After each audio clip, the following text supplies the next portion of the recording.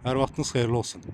Xırdalanda belə bir iki mərtəbə, daha doğrusu qarajla birlikdə 3 mərtəbəli 5 otaqlı həyət evi satışdadır. Evin üst görünüşüdür. Bax, gördüyü kimi qaraj yeri jalüslə qarajıdır. Buradan isə burası əl qapısıdır ki, evə girişidir. Bura evin üst görünüşü bir daha göstərir. Geniş işıqlı otaqları var. Sənəd qaydasındadır. Evin də torpağında sənədləri çıxarış mülkiyyətdir, fərdi yaşayışdır. Notarial qaydada aldı-satdıya gediləcəkdir. Evin həyətinə daxil olduqda bir daha evin bax, belə bir görünüşünü göstərirəm. Bura qarajı.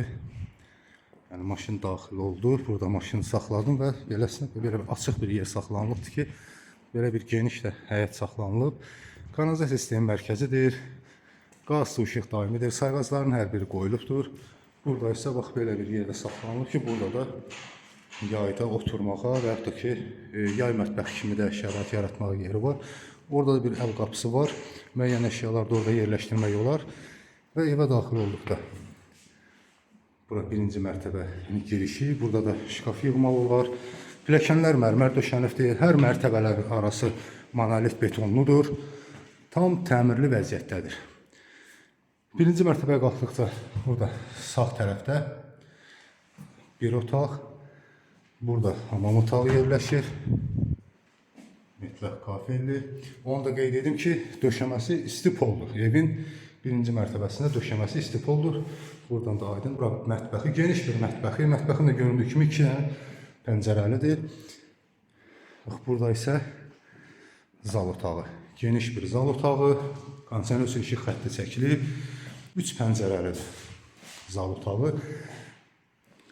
Kombi aparatında, kombi radiatorlarında yeri saxlanılıb. Burada isə televizor içində xətti çəkilibdir. Və indi isə 3-cü mərtəbəyə, yəni yaşayışın 2-ci mərtəbəsinə qalxaq.